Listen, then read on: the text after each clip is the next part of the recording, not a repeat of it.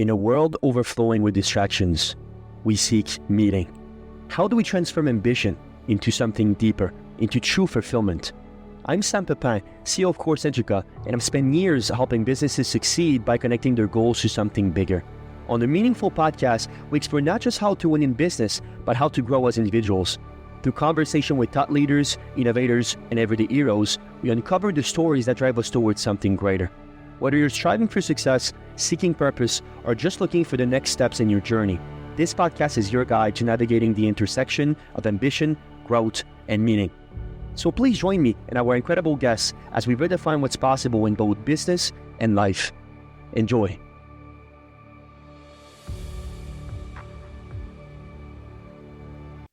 Life does not have to be perfect to be amazing. Welcome to the Meaningful Podcast. I'm your host, Sam Pepin, and today we're exploring resilience through adversity, the power of community in healing, and finding purpose in creating lasting impact. Our guests are Jeff and Catherine Pearson, founders of Hideout with Hope and host of the show Invisible Conditions. Together, they've turned personal challenges with adversities into a mission of hope and support for others facing invisible condition. Through their nonprofit, TV show, and Invisible Condition University, they're changing life and offering a compassionate space for those impacted by hidden medical struggle. If you enjoyed this discussion, please let the world know with a like, a small review, or even a quick share. Your support helps more people find meaningful content just like this. Let's begin.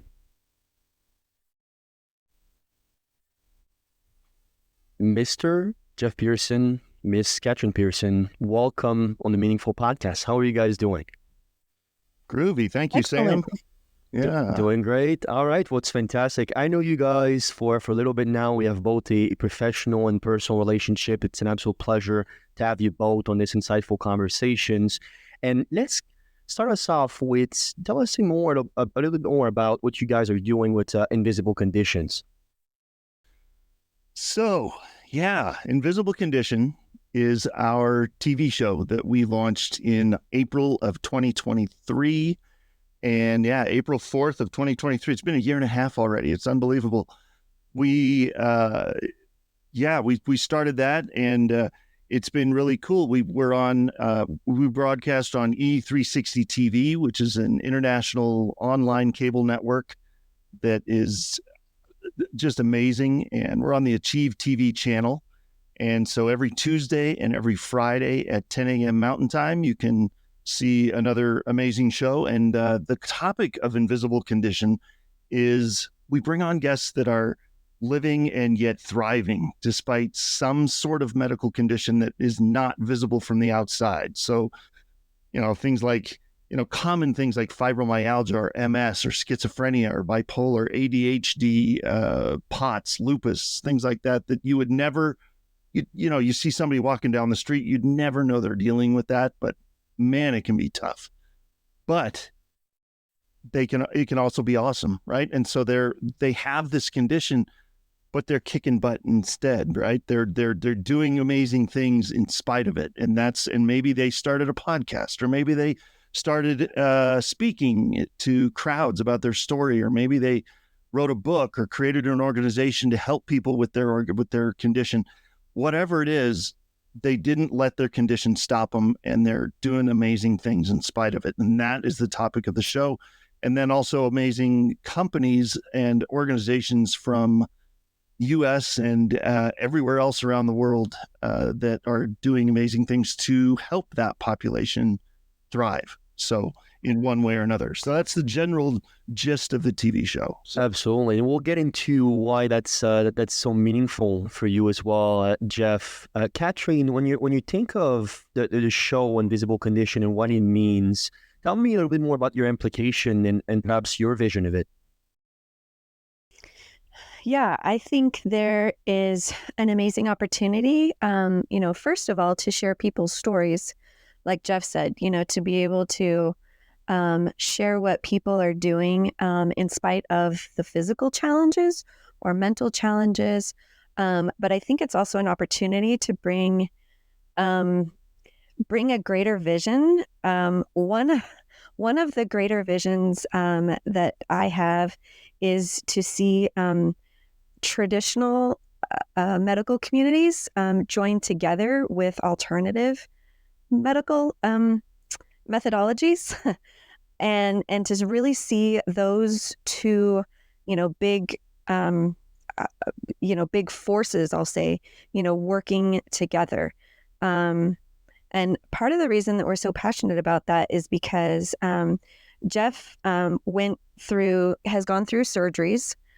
He's gone through brain surgeries. We can get into why in a minute, but he's been through brain surgeries. And then afterwards, he's dealt with headaches. And we went to medical professionals and they said, well, I guess you're just going to have to live with headaches. And I don't think that's okay. And so to be able to, so that put us on a search for alternative methodologies that would be helpful. And we found some. We found a chiropractic neurologist that was amazing. And we also found a modality called low emission neurofeedback. And between those two methodologies, we were able to get rid of the headaches and the migraines that he was dealing with for months. And so that, to me, I think is I think it's paramount to bring together, those. Western medicine obviously has its place. We need surgeons, but the alternative therapies are, hugely helpful as well, and they can bring us back from, major physical challenges. So, Beautiful. Yeah, Absolutely. And all of this seems, obviously, Jeff lives, and especially beginning of life, seems to be what emerges beautiful concept of invisible conditions. I think it's very important right from the get-go, Jeff, that we get into a little bit of what you've been through, and if you can share a little bit of your story and the conditions you have, I would really appreciate it. Sure. Thank you. Yeah. We are, the show, the nonprofit, the community that we have, all of it is based, we wouldn't be doing this if I weren't born with a condition called hydrocephalus, which is a big, long, fancy word that's really hard to spell, that just basically is loosely translated water on the brain. And what it means is, for me anyway, everybody's a little different, right? So for me, when I was born with a condition called hydrocephalus that blocks, let me start here. Everybody has ventricles in the brain. Little anatomy lesson here. The brain is in there, and it's being cushioned by cerebral spinal fluid. It's all around. The fluid is all around. It's being produced every hour of every day, and but it's being produced all the time. But it has to go somewhere. It can't stay in your brain, in your skull. There's only so much room there. So your brain has ventricles built into it, so that fluid can drain down the ventricles, come down the spinal column, and reabsorb into the body. That is the natural progression of things. That's what's supposed to happen. When I was born, one of those ventricles was blocked. And so the fluid could not drain at the rate that it needed to. And so it was starting to collect. And when it collects, it starts to increase the pressure on the brain, which can cause brain damage. And eventually it can end in death. And so if it's not caught in time, thankfully, I had an amazing team there at my 2-week checkup, apparently, when I was just a tiny little baby. And they said, well, they did all the measurements that they normally do with a baby. They do how long is the baby? How much does the baby weigh? And then they do a head measurement around the skull. And comparing it from the one at birth to the one at 2 weeks, it was just a little bit outside the norm. Just a tiny bit too big. And they said, let's do a CAT scan. It's probably nothing, Mom and Dad, don't worry, but we're going to do a CAT scan. And sure enough, they found that one of the ventricles that was supposed to be draining that fluid was blocked. And the common treatment in 1977, when I was born, is still very much the same today. And that is brain surgery. And so at 2 weeks old, I had my first brain surgery. And they went in and drilled a hole in my skull behind my right ear and threaded a little tube in there to suck that fluid out that wasn't draining, and attached a shunt to it, which is basically a fancy word for a pump, and attached a cord to that shunt, to kind of a longer cord to kind of reroute that somewhere else in the body to reabsorb. It's kind of like an artificial ventricle. The ventricle I didn't get. And so It's amazing what they can do with this stuff. Even in the 70s, man, it was great. But the problem, so it went fine. But the problem is these shunts. Even in 2024, we're so advanced in all this medical stuff, but those shunts still have the highest failure rate of any medical device in the history of medicine. And so on average, people with hydrocephalus are having these brain surgeries to replace these things every 2 to 3 years. I have escaped a lot of that, and I've only had 7 brain surgeries. And I know when I say only 7 brain surgeries, it sounds kind of funny because for most people, they've never had one. But for me, on the average, I should have had between 15 and 25 of them if I was on the, keeping up with the average. So 7's pretty good. So, and 4 of those have been in the last 10 years, which we'll get into a little bit more later. But I'm thankful. I'm thankful for the technology that they have. I'm thankful to be here and to have it been caught early so that I didn't have as much brain damage as I could have. It could have been much worse. So it's great, and I'm thankful for what was done and what is able to be done today. So, Sure. And let me ask you a more personal question, if I can. When you think of your life and what it is to live with these conditions, how do you see it impacting your life on a day-to-day basis? Is it something you always think of? Is that how do you feel about it? Well, in the last 10 years, it's been a little more top of mind. But growing up, I'm telling you, man, I mean, I've had about 15 surgeries. Only 7 of them are brain surgeries, but the other 8 are mostly related to the condition. And so I've had a lot of surgery. There's been a lot of surgery in my life, and a lot of crazy medical stuff. But my parents never made it that way. I never once heard that I can remember ever them saying, no, you can't do that thing. Whatever, if I wanted to try something, no, you can't do that because you're sick. No, you can't do that because you have this device in your head. No, you can't do this because you have this medical condition. Never. They were always open to just about anything. Of course, they didn't let me play football, didn't want me banging my head against things needlessly. That's just silly.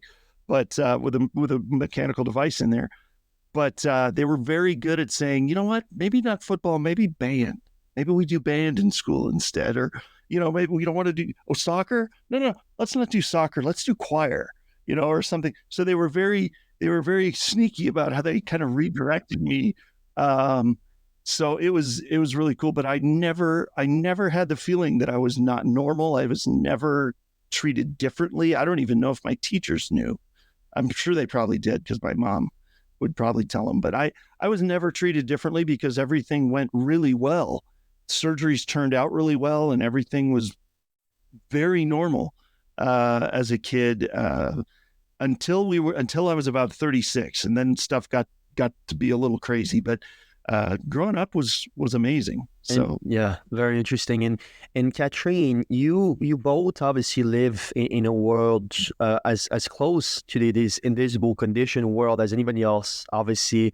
And when you're thinking of what it means to pursue obviously a meaningful and loving life, even with in invisible conditions, have you ever seen any patterns or perhaps how is one able to go through that and still basically keep being joyful and keep being emerging themselves to what can be a beautiful life? Yeah, there's definitely an importance on perspective and maybe attitude. There really is, and it can be a choice, right? Every day, a choice to say, how am I going to find joy, right? I think that was your word, joy. How do you find joy each day? There's, and you asked about patterns. I think a lot of people when they find meaning in what they're doing, if whatever people struggle with, if they can find a purpose in, making a difference and helping other people, I think that that piece of helping other people, I think is really important. Say somebody struggles with fibromyalgia or multiple sclerosis or whatever, but despite that, what can I do instead? How can I maybe help other people with fibromyalgia or MS or hydrocephalus? And I think that is really key to, finding that joy and keeping that attitude and that perspective. So I think, I think that the attitude of helpfulness, gratitude is also huge. No, absolutely. And how is it like to live with somebody full time? Obviously, that has one of these invisible conditions. Tell me a little bit more about that. How that relationship unfold? Yeah. Well, kind of as Jeff mentioned, when we first got started with our married life, it was very, it was non-existent. He didn't really have a lot of issues. He would have headaches, but he didn't have a lot of other, really dominating physical challenges. It was very, we got married, we had kids, bought a house and, jobs, all the things, that young married couples do. It was in about 14 years into our marriage that he started having surgeries. And so he had a surgery in the fall of 2013. He had 2 brain surgeries 6 months later. 3 years after that, he had another brain surgery. And so it was, that when physical challenges start to become more acute, right? More surgeries, more headaches. He had migraines almost nonstop for the better part of a year.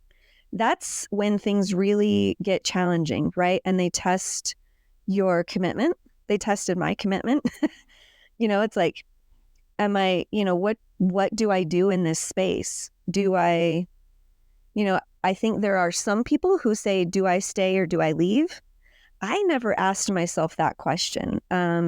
It was always, I'm staying. And so what do we do to help the situation going forward? Despite a doctor saying, well, I guess you're going to have to live with it. What do we do instead? And so I felt like a lot of my mental space was brainstorming, like what could be helpful?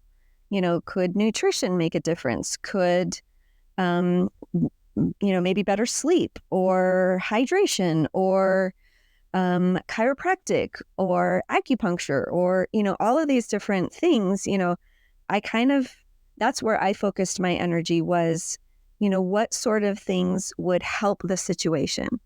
And so even today, or I'll use yesterday as an example.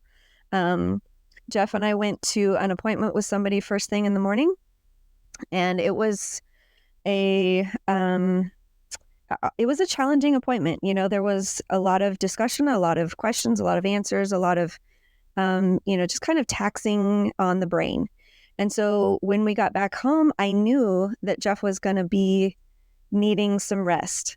And so on a very practical level, I helped him to, get comfortable on the couch and just rest and just give him, the permission to just rest. And so in a really practical way, that is what it looks like, to live with someone with a condition, is really giving them the space and the permission to take care of themselves as they need to. And in addition, alongside that, I have to be watchful to take care of myself as well, right? It's not just, it's absolutely about, recognizing, the needs of the other person, but also making sure that I recognize my own needs. Do I need rest? Do I need, alone time? Do I need time with, maybe my kids who don't have a physical challenge.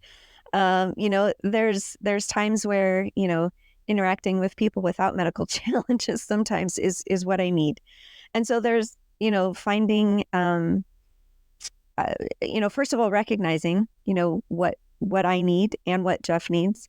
And then, being okay with that and allowing the permission to meet the needs of each person.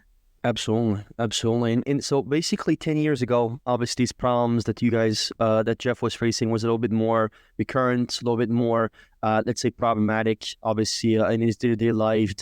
Now, Jeff, tell me about this transition to the professional business owner life, perhaps. How long have you been running this business of yours? I know you have a couple of them, but just on the grand scheme of things. So yeah, generally speaking, we launched our nonprofit Hydro with Hope in April. I want to say April of 22, and then we launched our TV show in April of 23. Okay, interesting. And then we launched our online community, which is called Invisible Condition University, which we can talk about in a little bit, which we're pretty excited about. That we launched in, when was that? September? No, August, early August of this year. So that's just been kicked off and it's been pretty awesome. So that's the timeline there. Okay, fantastic. So 10 years ago, like I said, these more problematic surgeries start to emerge. What were you doing at that time professionally? So in my former life, I was a private investigator, process server, and armed security. So I was I was the guy parked at the side of the street down the road from the house with the dark windows and the video camera, and tracking somebody down that was whatever, committing insurance fraud or whatever. And so that was, or serving somebody court papers, or I for several years I worked as an armed guard in a private Christian school, which was that was like my dream gig. That was so fun. It was all great. And I did that. I started that gig in April of 2011, and that lasted until about September of 2023. So I did that for about 12 years, and that a little bit of overlap with the TV show and the nonprofit with that gig. And I absolutely loved it and loved everybody I worked with. But the problem arose with the last surgery I had in October of 2021. There was some side effects from that surgery that caused me to have to leave that job. And so, which was kind of bittersweet, So I've been doing just the TV show and the community and the nonprofit. That's been my main focus for about the last year. That's all I've been doing. So, because it allows me the space and the flexibility to be able to do it in the timing that I need to do it, and not based on a schedule of somebody else, because that became very difficult after that surgery. So interesting. So you have this one big surgery. You're pretty much obligated, obviously, to leave what you just mentioned as kind of like your dream gig. So you're facing a couple of perhaps bumps on the roads as we all face, but those are pretty significant. Tell me more about, put yourself back at that time. You need to again move out from your dream job. Now you have this surgery. How do you live with that uncertainty? Yeah, good question, man. Yeah, uncertainty is a thing. Uncertainty is a thing with this condition anyway.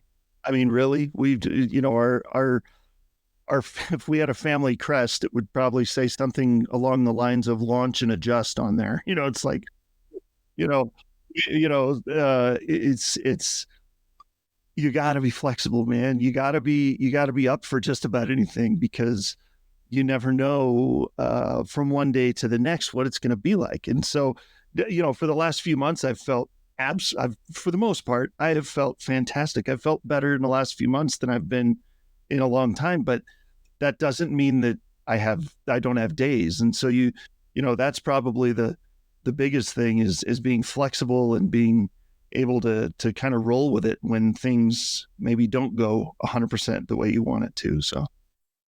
Catherine, look, you had something you wanted to. Well, and so after that surgery, and we could tell that he was having some significant side effects that, like he said, made it really difficult to do that job. He was, he found that his brain was a lot easier. Sorry. It was a lot more easy for him to be overstimulated in his brain, and which actually, put a lot of fatigue on his physical body.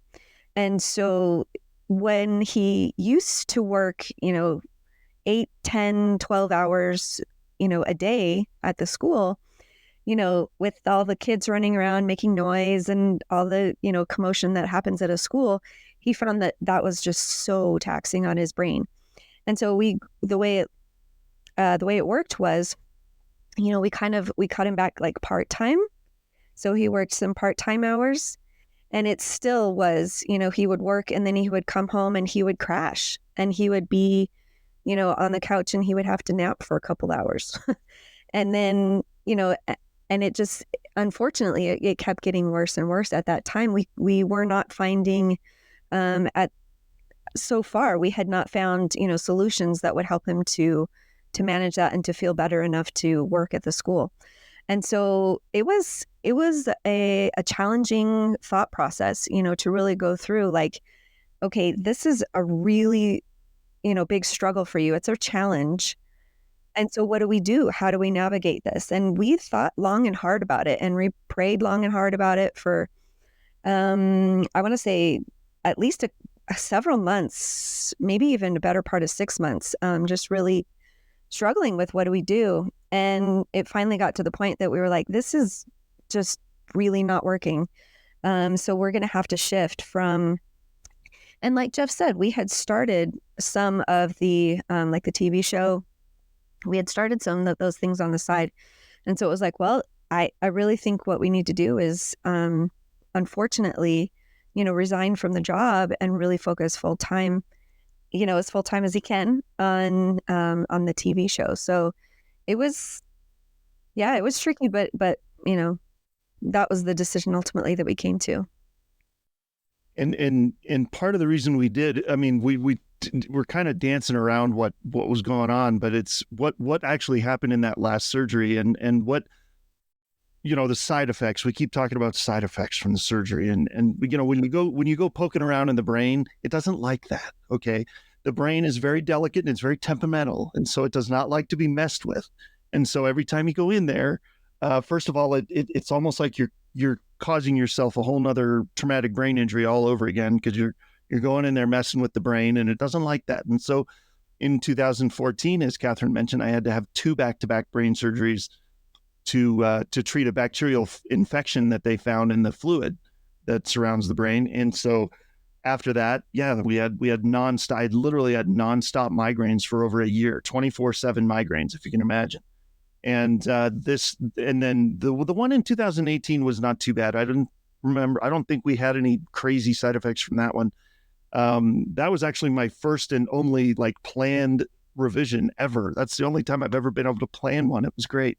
And then 2021, I woke up from that surgery, and that filter in your brain that blocks out the background noise when you're having a conversation with a friend in a crowded place, and you're able to concentrate on this conversation in front of you, because your brain has a built-in tool that blocks out all that background noise, kind of makes it white noise, right? So you people are there, but it's not overwhelming. That filter was gone. I had no filter. And so if I was in a room with 100 people, it was like every single one of those people plugged the microphone into an amplifier at the same volume, and I heard everything at the same volume. I could not block anything out. And so, as you can imagine, being in a K through 12 school, every time you go to passing period, or any time something, and there's, dozens or hundreds of kids walking around, I'm hearing every single one of them at the same volume, and it is absolutely overwhelming. Not to mention the other side effect I had from that was large motor tics. And so the entire right side of my body, from my shoulder all the way down to my feet, would just, it almost looked like convulsions.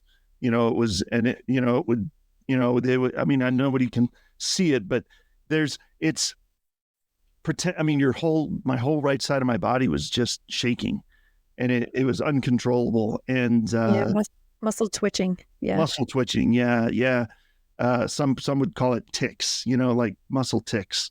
And to this day, I mean, they're better because, again, of a treatment that we found that worked really good, but that only lasted so long. And so if my body gets overly stressed now, same kind of thing kicks in, and it happens again. So it can be really taxing. So that made it really difficult. So we made the decision to come home. I had to, which was hard. It was really hard. It took me a long time to realize, to get to that realization of, you're not going back there. It's not going to happen. So interesting. We'll dive into the formation of the business in a second, but I want you to rebound on what you both mentioned is prayer. And I know you obviously personally, Jeff. I don't know exactly your denomination, but you're definitely a faithful and religious person.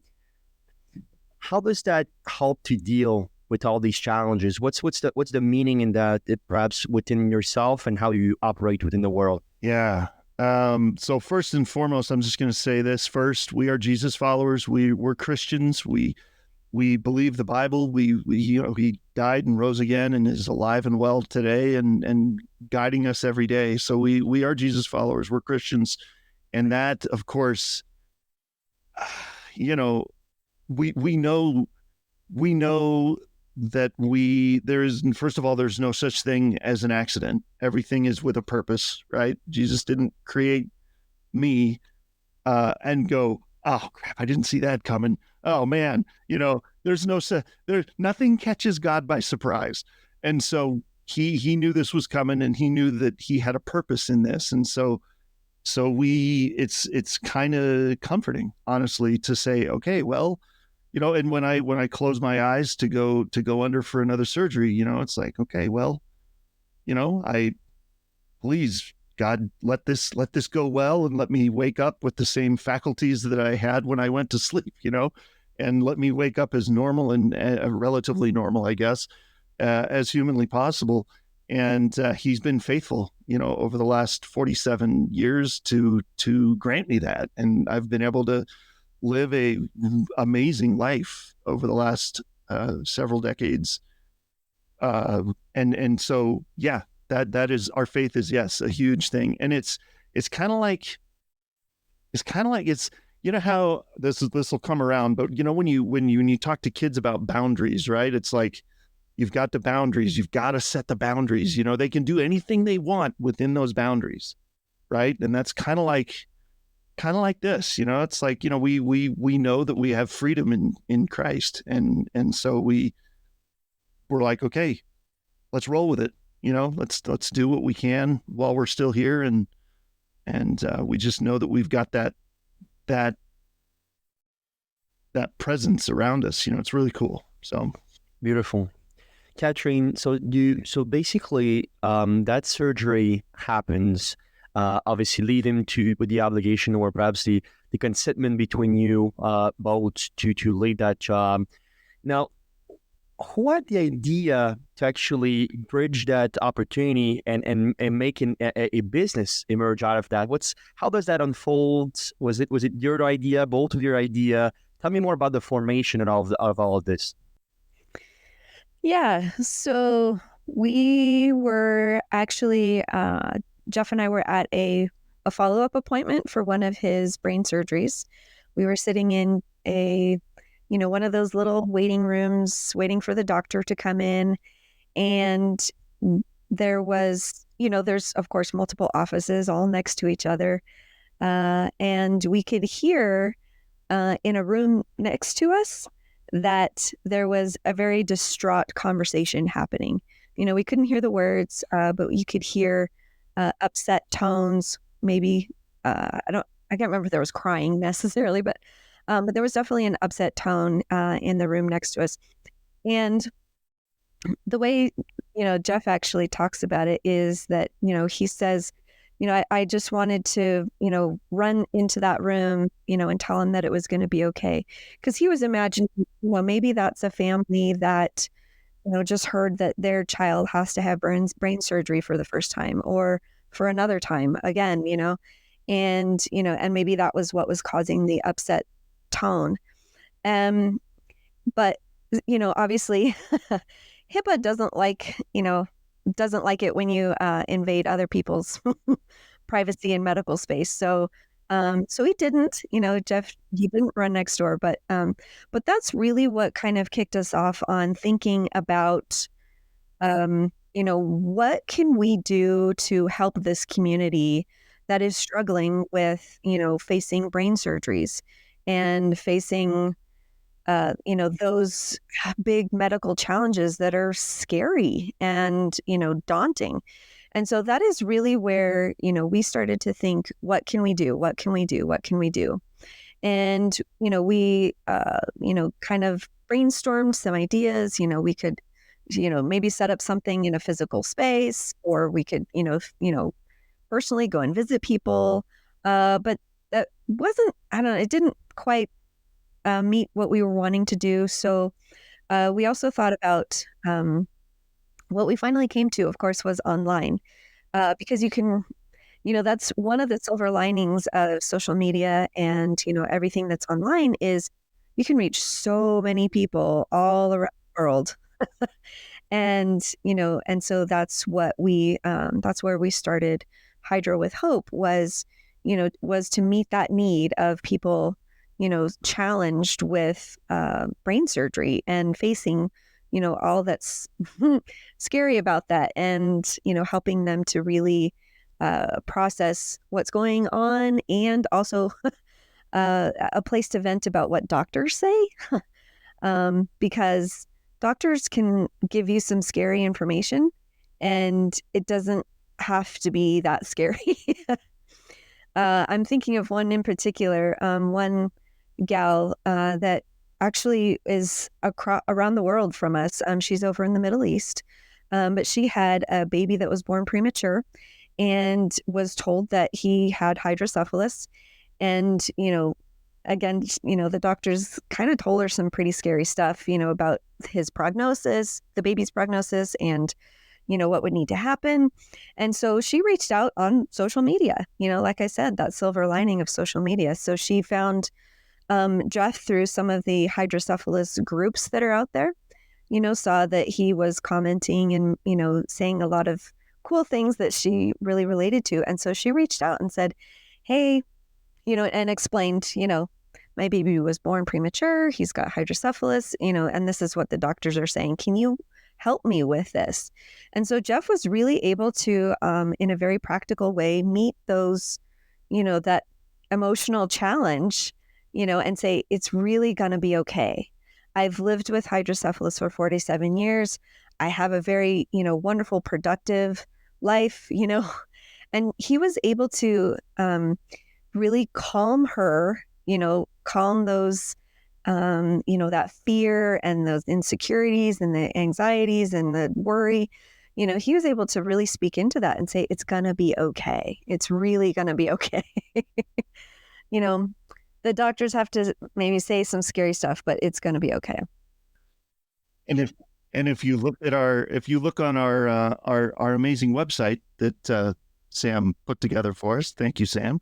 If you look on our website, there is a section in that website that has a picture of that little dude. By permission, we asked the family, we're like, can we please use this picture because he is so adorable. And so his name is David, and he is on our website, and he's the cute little boy sitting in his bathrobe on one of the pages. So if you see that on the Hydro with Hope, hydrowithhope.com, that's the little boy that we're talking about, that we talked to the family and we're able to.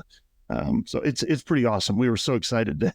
No, it is. It is incredible and how social media can perhaps emerge these opportunities is also such a beautiful thing. So so this is interesting, and perhaps that's where my mind is going. when you're thinking about the emergence of what you guys are doing, not only it is obviously based on your life, Jeff, and overcoming these quite let's say arduous health challenges, and then but then David, what would you would it be fair to say that David was kind of like this spark that actually showed you that it was possible for you guys to positively impact people when there was a need for such things, for such a community to be created? Was that how you kind of like got the haha moment of just, hey man, we need to do something with this? Well, I think we had created Hydro with Hope just barely, I think, had been created. And so that's why I was reaching out to all these other hydrocephalus focused groups, is because we had created it very recently at the time. And so yeah, that was really cool validation, I'll say, that we were, because that was so out of the blue. That was such a God thing. It was so out of the blue. I did not expect that message, of course. I wasn't like seeking them out or anything. I had no idea who they were. They just found me, and so it was really, really a cool moment that was very validating to what we were doing. Beautiful. And it all unfolds so quickly, right? There's this community, but now there's a nonprofit, there's a TV show, there's this opportunity, this university as well. Give me a more lengthy kind of like debrief of from that moment of being just simply reaching out to other groups to actually trying to elevate a real business off of that. Yeah, so Hydro with Hope, our main thing with that, the main focus of Hydro with Hope is to, number one, we published a journal. It's about a 150-page journal that it's called My Hydro Warrior Story, and so that is one aspect of it that we want to that we said, well, that could be a kind of a part of the business, where we can get that into the hands of the people that need it. And then also through Hydro with Hope and also through Invisible Condition University, we love speaking to people, to groups, to amazing podcasts like this, to other shows. We've been on multiple TV shows and podcasts over the last few weeks and months, that just promoting all this stuff, because we want to help as many people as possible. And so when we started doing that, it was really cool. It's like, oh man, we can reach anybody anywhere with this. So sorry, Catherine, you look like you're gonna chime in there for a second. What you got? Yeah, so the Sam was talking about how the business unfolded, with so yeah, there was communicating with the one gal that was in the Middle East with her little guy David.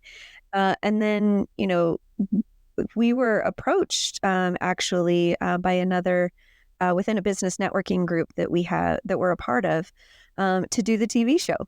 And, it was not something that we had thought about. But once this person, her name's Julianne, she happens to be the head of the TV network. You've met Julianne, right? She's been on the podcast, actually. So that's she's amazing. Incredible woman. Yeah. Indeed. Yeah, so she's head of the TV channel that we're on, and she heard Jeff's story and was like, I really think there's an opportunity to do a TV show here. So that was, we had not really thought about that, but we gave it a little time, thinking about it, praying about it. And, we were really like, what? Yeah, we can reach even more people, hopefully, with the stories of, with Jeff's stories and other people's stories, and the mission of hope.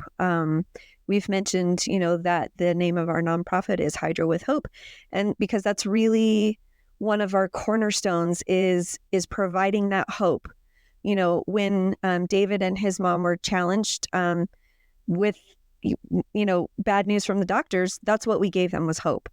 And so, that's one of our primary goals, is to focus on spreading that hope through the nonprofit, through the TV show, and so going forward, with that. And so So the TV show unfolded. We've, launched it, and the audience is still growing, which is really fun to see. People are enjoying listening, and they tune in and watch it. And then from there, we kind of thought to ourselves, well, how can we offer more hope, offer more practical help?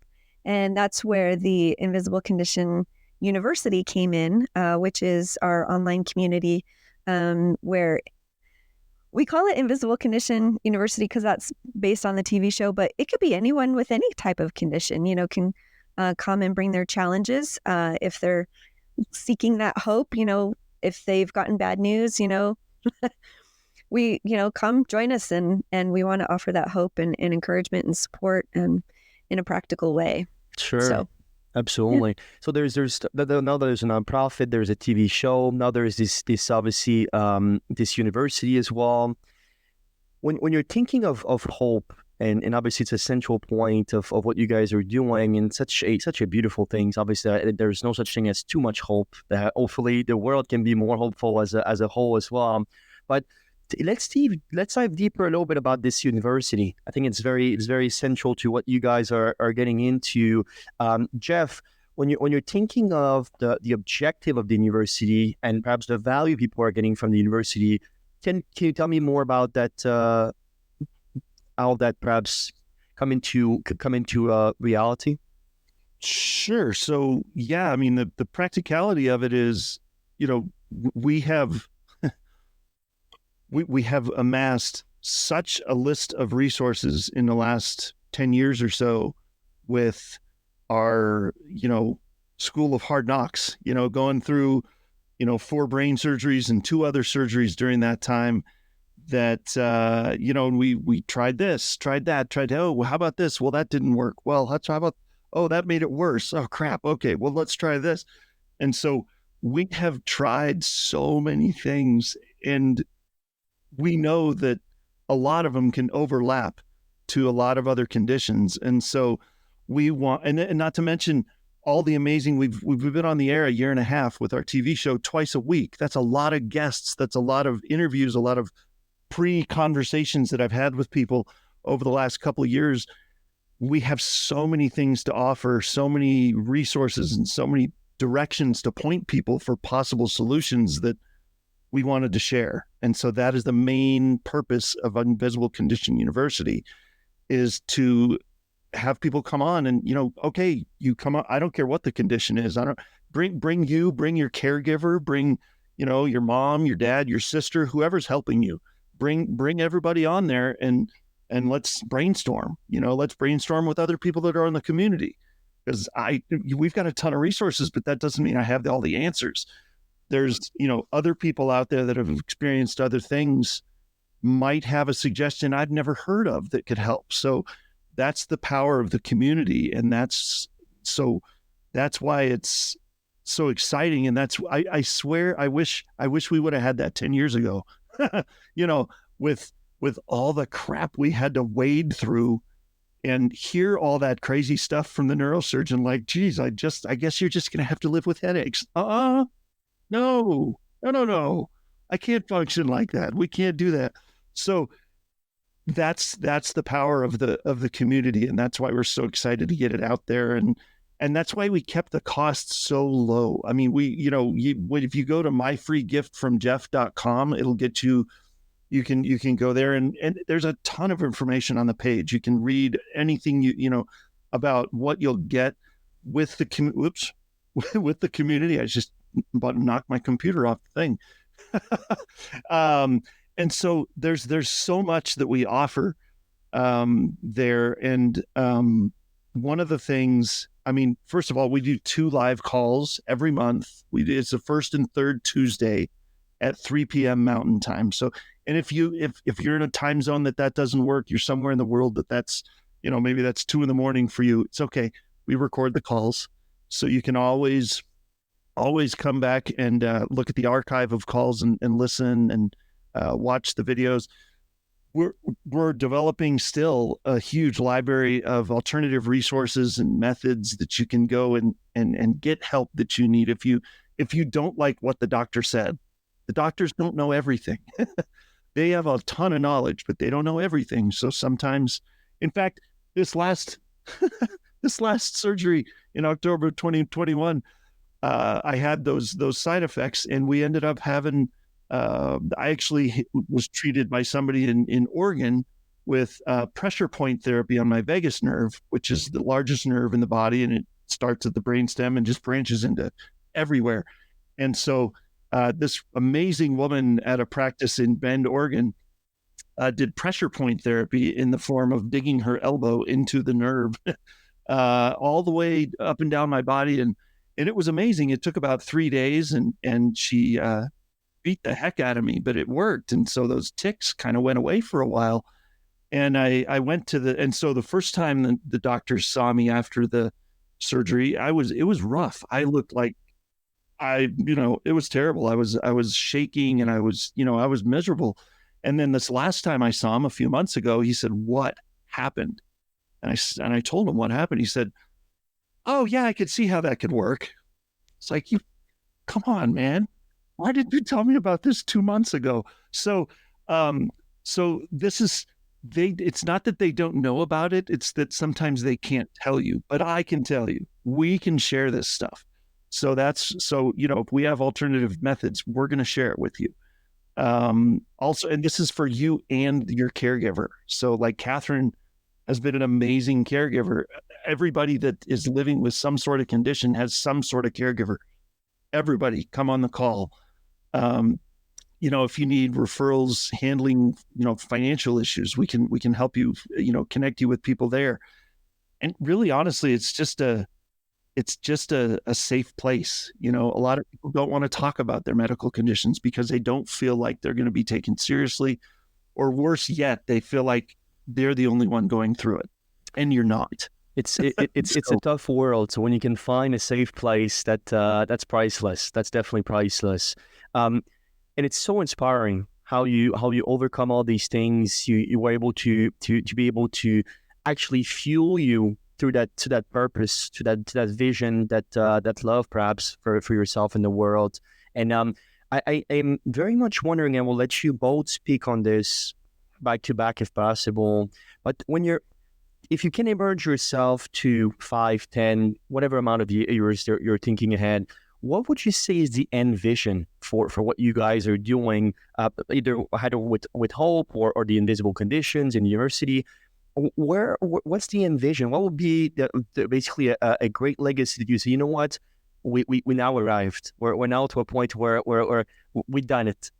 So with Hydro with Hope, I think my ultimate vision is to get these journals into the hands of everybody with hydrocephalus. Any family that's dealing with it, I want these journals in the hands of every family dealing with hydrocephalus in the country, anywhere in the world, whatever. Because it's an amazing resource. There's 150 pages of prompts and pages where you can keep track of medical records and, fun things like, hey, show me your crazy surgery scar, or show me your funky surgery hair after you woke up from surgery, whatever, make it kind of fun, but it's a valuable resource. And so I want that in the hands of as many people as humanly possible. And whether that's through us giving it away or people buying it on the website, hydrowithhope.com, either way, I want it out there. And then I'd also, the TV show, I don't ever see an end in sight of hosting that TV show. That is such a blessing to hear all these stories. And so that I think I'll be doing. I don't know. I maybe there'll be an end in sight for that. Maybe, or somebody, maybe a co-host takes over for me or something eventually down the road. But right now, I just love doing it. So that's a long-term vision for me. And then as far as the community, I see my end goal with that is to see thousands of people there. I mean, I would love to see. Our first goal is to grow it to 1,000 people. Just have. I just want this huge resource, this huge audience of people. Not audience. That's a bad word for it. Gathering. I just want because the more people that are there, the more resources that can be shared. I'm only one person. I have experience. Catherine and I have experience. We're only one family. So if we have 500 people on a call. Imagine the amount of resources and the amount of help that we can, hey, everybody, I'm dealing with this with fibromyalgia. Hey, I'm dealing with this. They prescribed me this for this condition. There's so many people to help. So we want to grow that to enormous levels and let that kind of go. So, yeah. Yeah. And to go off of that, I kind of started with the end in mind. I mentioned, my passion is really to see the Western medical communities, combine and work together with some of the, the more alternative modalities. I really, and I think, Sam, your question was the ultimate goal. I really think the ultimate goal is to help people to reduce their suffering, to really say, you don't have to suffer with that. You don't have to, be challenged with MS. You don't have to be challenged with migraines. You don't have to be, there's resources, there's solutions. And just because, a medical doctor doesn't talk about it or tell you about it for whatever reason, it doesn't mean that there's not a solution out there. And so, to really be able to, push the point that there are solutions. There are solutions to challenges, and for years, like we said, Jeff struggled with migraines for the better part of a year. And during that time frame, that was what I kept thinking about. Where is the solution? There's got to be a solution. Where is the solution? And it took us some time to find it. And so we would love to shrink that time for other people. You don't have to suffer with migraines for years on end. Let us help you, solve it. You don't have to struggle with joint pain, back pain, gut issues. There are solutions to these things, and we want to help get those solutions into the hands of people to really strengthen, our country. I could go off on a little tangent there about the big pharma and big med, but I won't go there. The medical system in the U.S. Yeah. Yeah, That's another show. Maybe we do that. Yeah. Absolutely. We'll dive deeper into a separate, a bonus episode of our recording.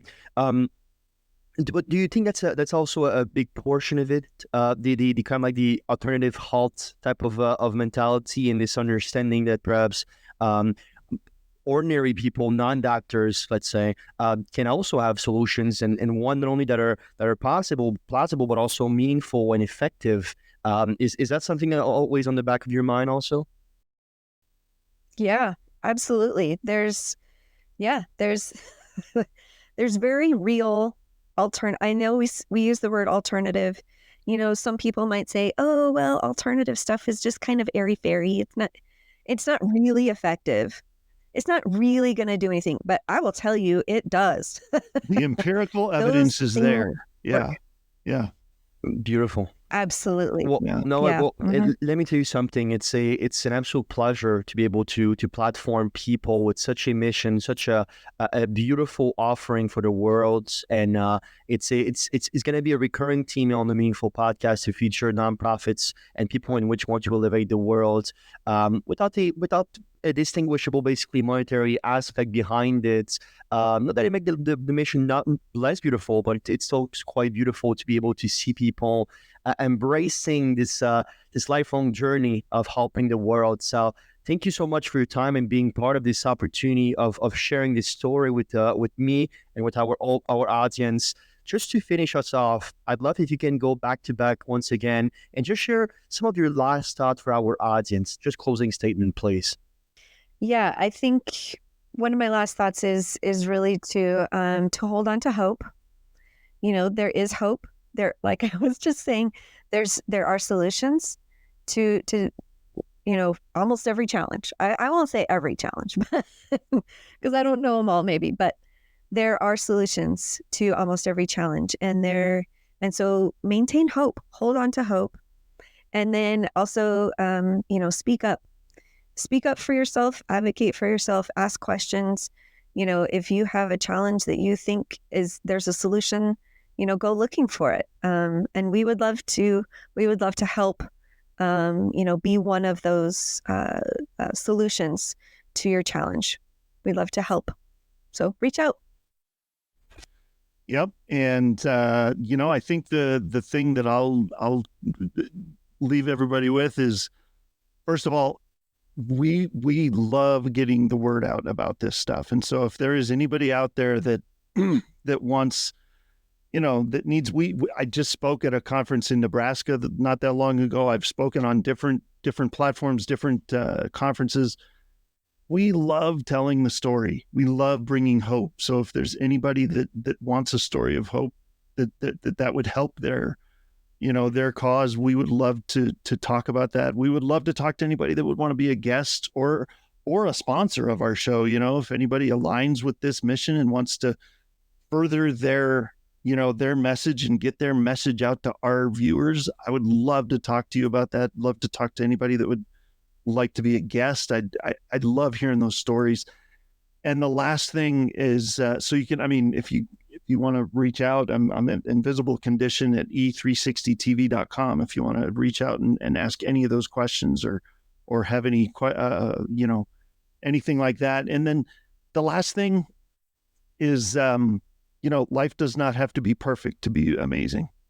You can be suffering, you can be going through 10 surgeries, you can be dragged through the mud and things can still be beautiful. It does not have to be perfect. Don't wait for it to be perfect. It'll never be perfect. So life doesn't have to be perfect to be beautiful. Thank you for spending your time with us today on the Meaningful Podcast. If you enjoyed this episode, please leave a review or share it with someone who could benefit from it. And always remember, your story matters. Make it meaningful. We hope to see you next time.